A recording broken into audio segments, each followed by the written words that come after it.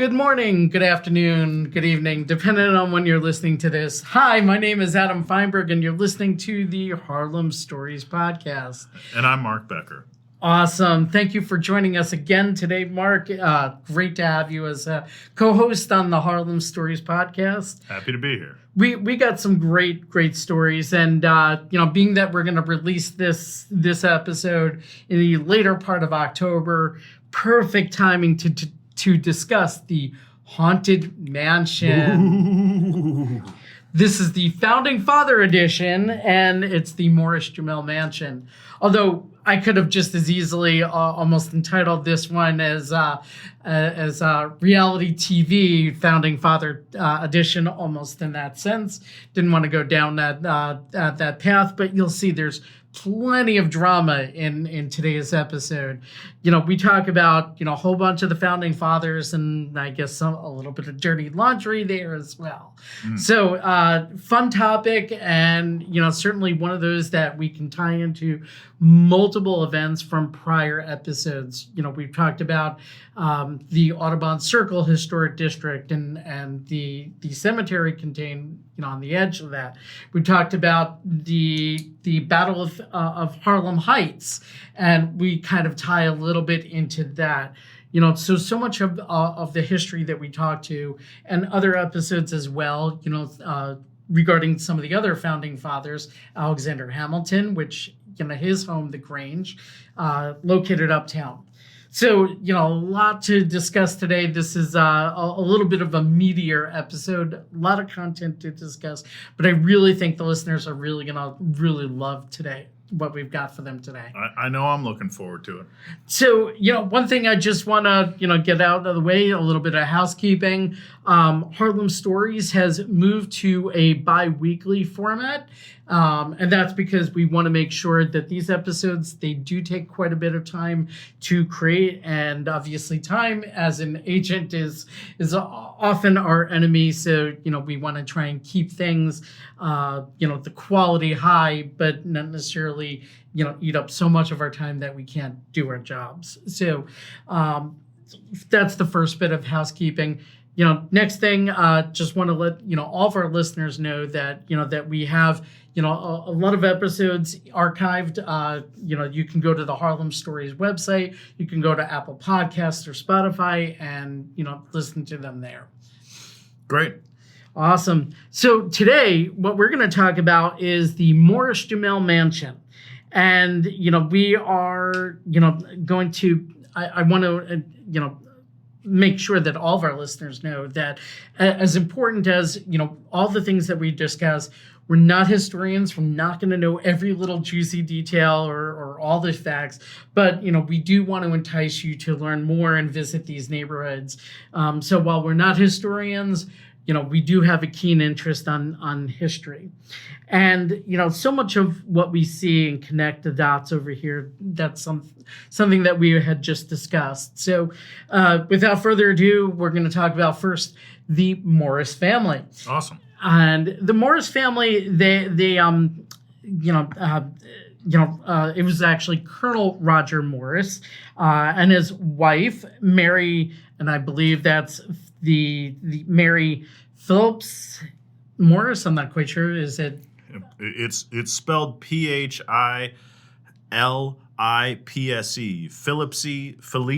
Philipse. Whatever you like. Hopefully, we're not offending any of the descendants of that's the last Mrs. thing Morris. I've obtained a lot of my knowledge through reading, so the storytelling. Maybe I would have actually heard the correct pronunciation, but the Philipse, the Phillips, I'm not quite sure. They actually had quite a bit of a presence in New York, including up in Westchester. They had a mansion that's preserved there, and that's now since been turned into a museum. Very much similar to what we have over here in Washington Heights, the what later became the Morris-Jumel Mansion, and obviously named after Colonel Roger Morris. And anybody that is familiar with the neighborhood, especially if you know condos and co-op world, there's the Roger Morris Co-op. And it kind of stands out so much from the rest because it is quite affordable. It's not an HDFC, but it is a very affordable co-op apartments. There are walk-ups, which is how they've been able to maintain. Hey, you can get a piece of Manhattan for $400,000. Why not? Yeah, exactly. So that's one of the great things over there. But they originally constructed the house. The Morris family constructed it around 1765 or so as a summer residence for their family, and they called the house the Mount Morris. And it was originally constructed on land that was the ancestral homeland of the Lenape tribe, and was called the Lenape-Hoking land, and they purchased it. Actually, it was purchased out from them by Jacob Dijkman, one of the early Dutch colonizers. And today people know Dijkman from the street, Dijkman Street. Sure. And there's also the Dijkman farmhouse as well, which we'll talk about in future episodes. So some of the rare things that we tie back into so many of our our stories. So this summer home, it was a refuge from, and I kind of almost cringe today to kind of think about this in a sense, but it was a refuge from what they considered dirtier water and air, as well as the congestion of the downtown city. Now, I don't know how they defined congestion back then. Maybe it was just, too many horses blocking the street. I don't know, but obviously quite a bit different today. Well, it's kind of amazing to think that this was a summer home for them, and yet it's on the island of Manhattan. So just goes to show you that back then, this place was relatively bereft of people, except for that area down around where City Hall is today. Yeah, absolutely. And at that point, and City Hall is a perfect marker because, back then the city limits ended at Chambers Street. So right by City Hall, right over there. They actually lived on Stone Street as their full-time residence. But yeah, this was supposed to be their summer home.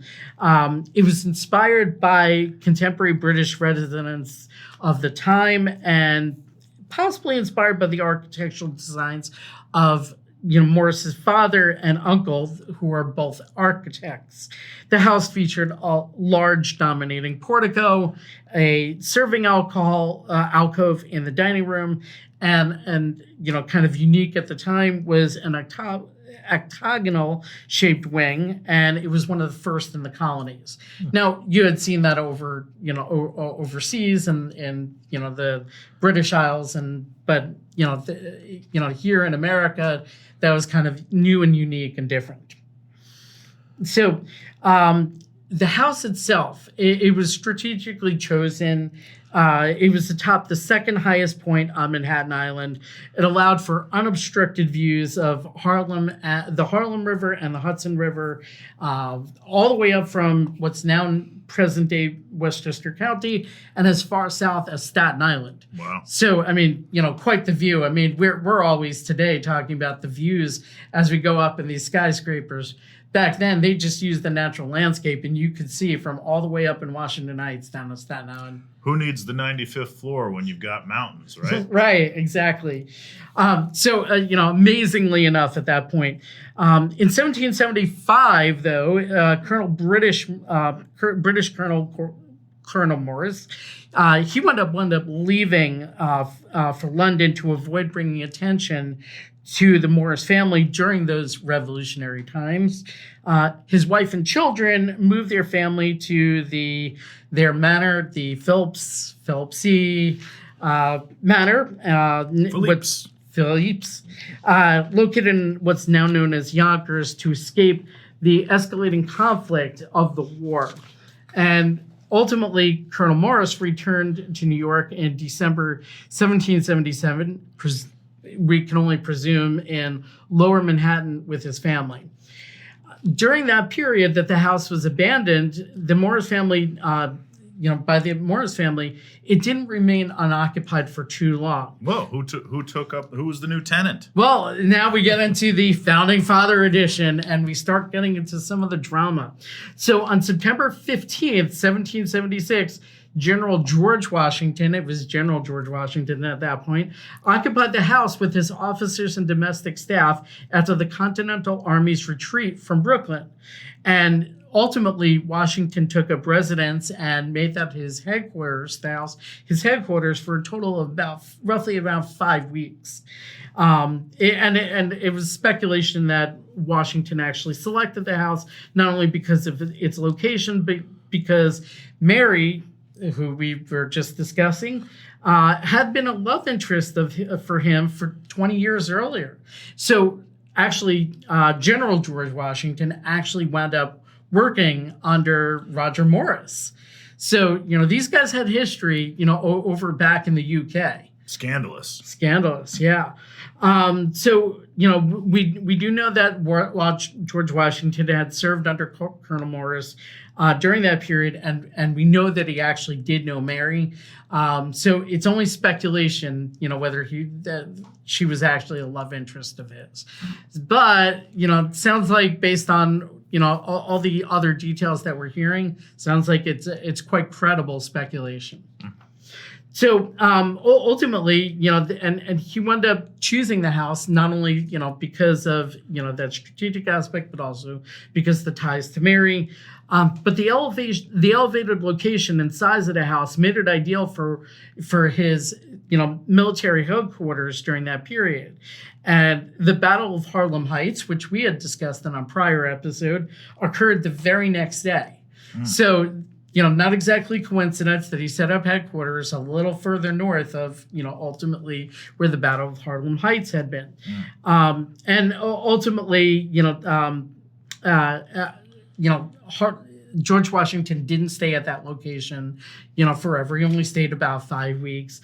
But what makes the house so much more interesting is that, after he departed, the mansion was used at various times as headquarters for other troops, which included the English as well as German mercenary soldiers known as the Hessians. So ultimately, the mansion is one of the few remaining structures in the United States to house all sides of conflicts. Wow, that's fascinating. And it's still standing today. Wow. So, that's some of the cool parts. Now, again, we start getting into the drama again. So obviously, the Morris family, obviously with ties to the British and obviously Roger being, a colonel in the British military, it was kind of scandalous to own that property. So at the end of the war, Mary Morris was only one of 3 women accused of treason in the state of New York, and the property was confiscated as a result. Now, get this, of legislation written by Mary's cousin. Mary's cousin is the one that basically turned her in. Wow. Now, who was Mary's cousin? We get to yet another founding father, John Jay. Same John Jay that we know as the John Jay School of Criminal Justice today. I think there's a park named John Jay on 77th and York. Yep, exactly. This is all the same John Jay, and it was a cousin of Mary's. Wow. So when I was saying this is almost like drama, reality flipped TV. on his own cousin. Yeah, flipped on his own cousin. So ultimately the house and the land were sold to offset the large war debt incurred by the Americans. And then, for a long time, the house kind of remained in, kind of limbo land, even though it had been sold. Between 1873 and 1810, the house was used as a tavern. It was used as a stagecoach stop, also as an inn for travelers. But for the most part, it was largely abandoned. The land itself was being used by tenant farmers. However, now we go back to, our founding father, components again. In July in 1790, now president, no longer general, President George Washington visited the house with some members of his future cabinet. Now, keep in mind that George Washington became president, the first president of the United States, in 1789. So it wasn't much long after that he was looking at some of the members of his future cabinet, about a year later. And he took the future members of his cabinet, their wives and families, for a formal meal, all back at the Morris Mansion, or what was then the former Morris Mansion. Some of the guests, now this is where we get into even more of the founding fathers of America. Some of the guests of that meal were Thomas Jefferson, John Adams, and of course his wife Abigail Adams, Alexander Hamilton, who ultimately wound up building his home not too far south, only a handful of blocks south. Which is now known as the Grange, and we'll talk more about the Grange in additional episodes. Eliza Schuyler, I'm not quite sure. Schuyler? Okay. Eliza Schuyler Hamilton, Martha Washington, of course, Henry and Lucy Knox. And, their names don't come up in history as frequently, but Henry was a founding father as well.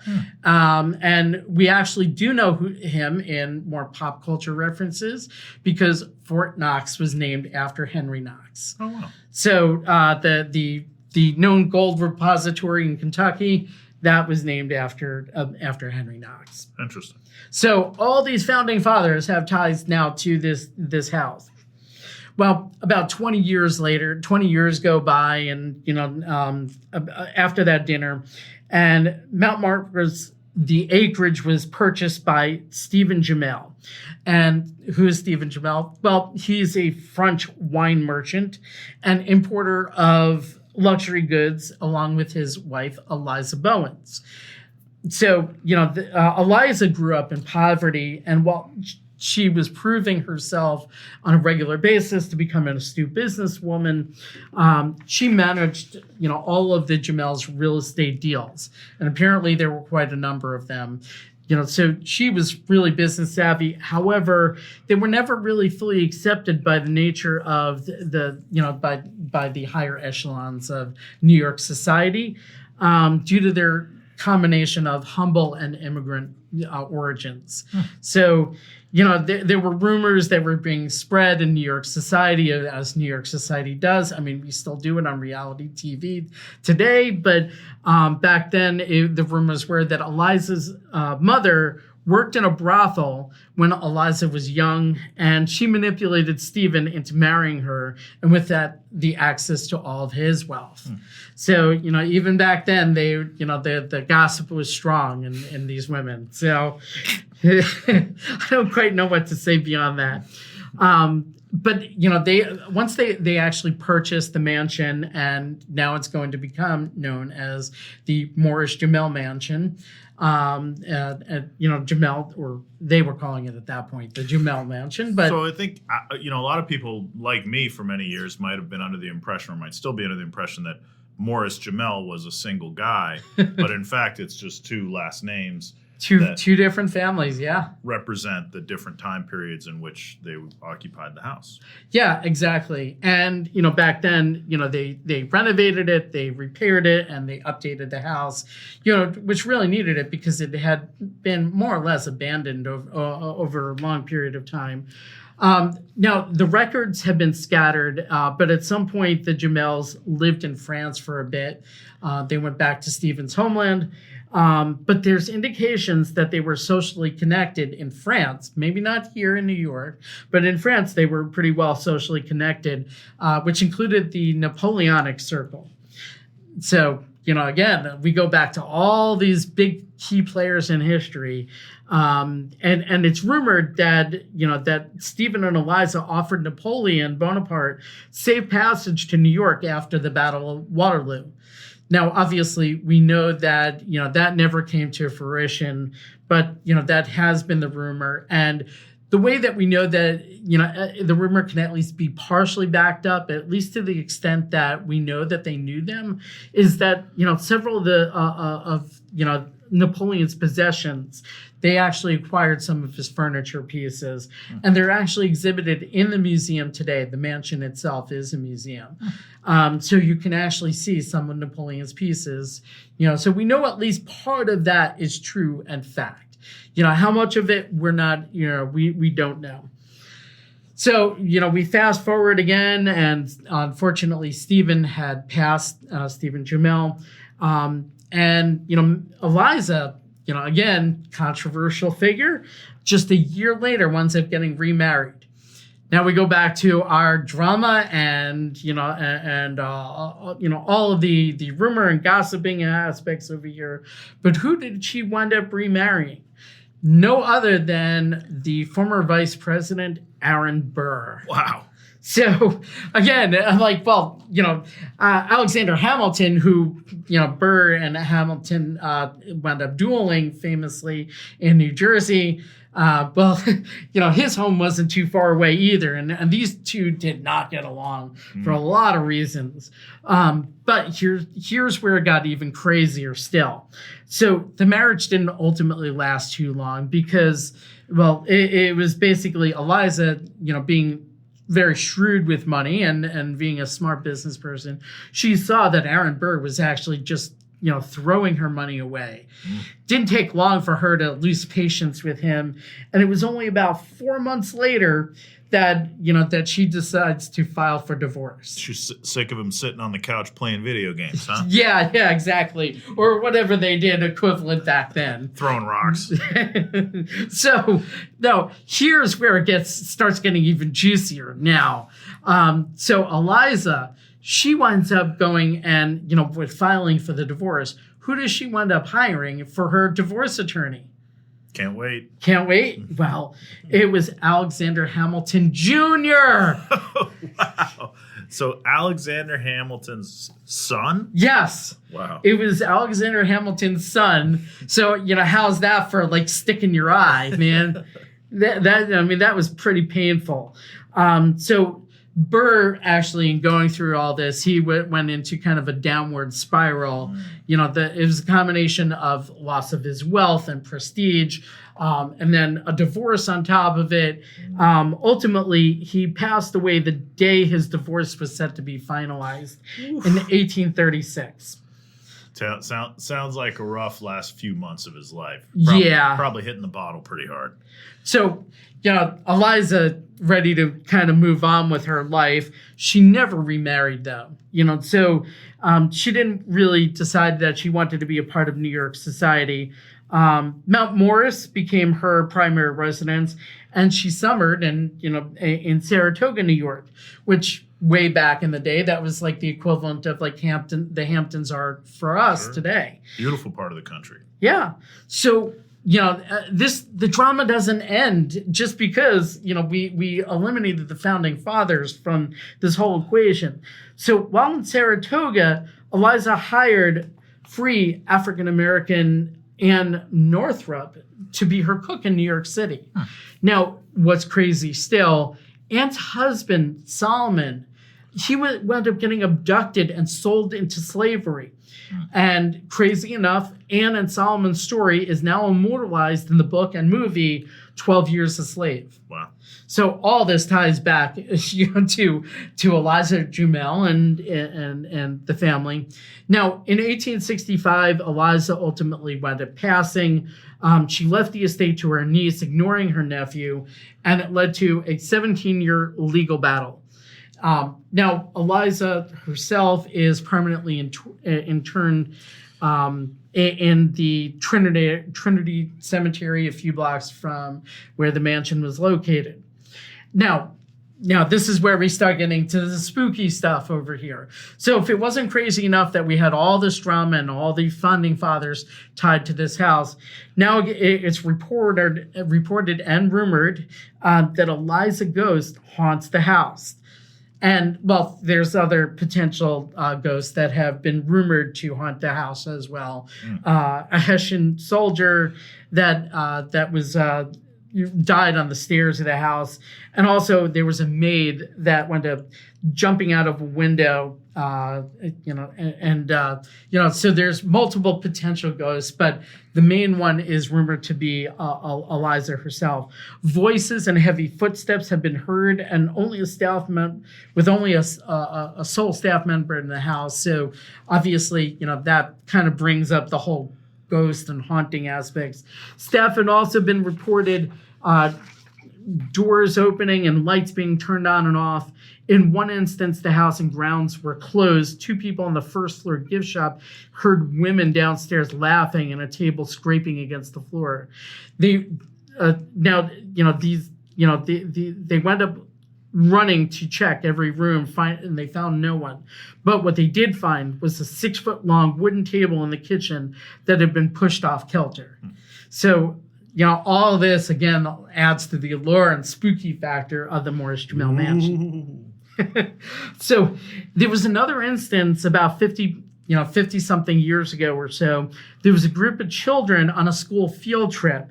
A woman appeared on the balcony above the porch entrance and told the children to shush. And, when the curator finally arrived, who was running late, finally arrived to open up the house, she insisted that the house had been empty. The house had been locked. There was no sign of unlawful entry. And the woman described by the children sounded a lot like the description of Elijah Jumel. Wow. So, this is really, truly a haunted mansion in New York City. In 2014, the television show Ghost Adventures filmed an episode at the mansion to investigate reports of paranormal activity. In 2021, the house was featured on BuzzFeed Unsolved, Supernatural. And there's been other shows that have been recorded as well. Occasionally, the museum does hold nighttime events relating to the haunting. So, this is all, some of the fascinating history and some of the reasons why, I always feel like, listen, go uptown. There's so many great stories, so much cool and interesting things to see. Yeah. The house ultimately wound up changing hands a couple times after Eliza's family sold it. One of the owners campaigned for the home to be preserved as a historic site, and the city of New York ultimately did purchase the building and nearly 2 acres for $235,000. And I believe that was back in 1903 or 1904, sometime around there. $235,000 back then, was tremendous amount of money. That was a hefty sum. Yeah. So obviously the city did want this. They ultimately turned it into the museum that we now know today. And there's self-tours during the week and guided tours on the weekend. In 2014, and a little bit more on the pop culture side of it, Lin-Manuel Miranda sat in Aaron Burr's bedchamber and wrote songs for what's now a hit, Hamilton. So, obviously quite fitting, especially considering the ties to it. Sort of as a bonus and not the mansion itself, is right next to it is Sylvan Terrace. And this was the original street that served as carriage drive for the Morris-Jumel Mansion and connected with Kingsbridge Road, which we now know as St. Nicholas Avenue. It's Sylvan Terrace, if you haven't seen it, it's short 1-block street off the traditional Manhattan street grid. It's paved with cobblestones and leads straight to the mansion. Both sides of the street contain a total of 20 wood-frame townhouses that were built in 1882 with wooden clapboard facades. These townhouses have been restored, it gives the block a real unique, uniform, yet quaint feel to it. Certainly unlike anything in Manhattan, and the homes were originally built to house middle-class residents rather than servants of the mansion, which is what most people commonly believed. And for those that might have seen the TV show, the HBO show Boardwalk Empire, they might actually recall seeing the block on the first season of that show. And anybody that walks down this block will agree that it feels like you're walking along a movie set. It almost doesn't feel real. You can't be half a gangster, Adam. Well, speaking of being half a gangster, ultimately you can actually purchase these houses. They occasionally come up for sale, and I don't know, it might have closed at this point, but the 16 Sylvan Terrace is now in contract with a last asking price of $1.675 million. But ultimately, this podcast serves as, as a tool, but, I really recommend go uptown, go see it. It's definitely worth it. And there's a whole bunch of other sites that we discuss in additional episodes, surrounding it in terms of the cemetery and Audubon Terrace. And, obviously there's the mansion in Sylvan Terrace, but there's also sites like Triple Nickel that we'll talk more about as well. There's a bunch of hidden gems up there, and I appreciate you pointing that out, Adam, and I'm excited just to start Googling after we get done here. Awesome. Well, thanks a lot for listening, and we hope that you find these educational, informative, and fun. Thanks, have a great day, and we'll see you on the next episode. Take care, all.